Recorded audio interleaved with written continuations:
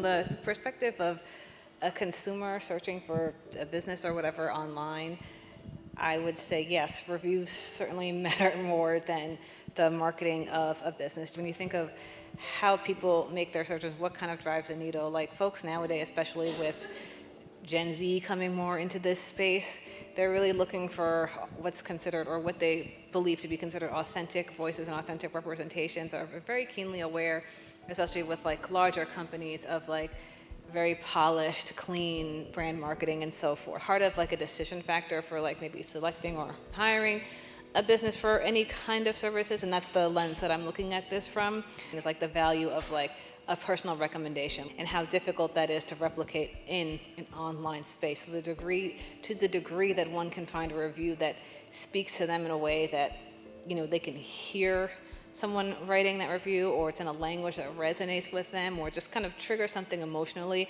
that they're looking for, that's what goes a long way. And when you conduct these studies and see like what people navigate to and what kind of images they see like along their search journey, it's more so an emotional driven decision.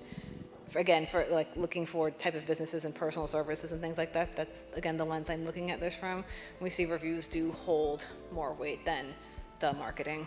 I actually think reviews are part of marketing. I don't think of them as being separate. If you think of this, awareness into consideration and research and then purchase and then referral back to awareness, right? And that cycle, reviews are a piece of that. They're usually at the consideration stage. They are a path to people knowing what they're getting into and a level of detail that paid marketing can't afford to get into. People who put reviews online tend to be people who are really happy or really upset.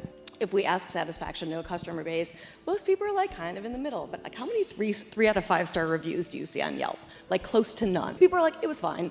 They don't take the time to give a review. From a customer perspective, like you were saying, reviews tend to be more part of like the consideration set, so that people understand pros and cons, and they might look at a 2-star review and still decide to go because the thing that was negative isn't something they're worried about. Let's set a realistic customer expectation. Like the point of the review community is exactly so that people know what they're getting into, right? If you fool people into believing that your particular product or offering is 5 stars when it really isn't, you'll get a huge influx of those negative reviews because this was not what it was promised to be. Understand what really is the true value of the reviews and how to be okay with negative or critical reviews if it really was representative of the experience.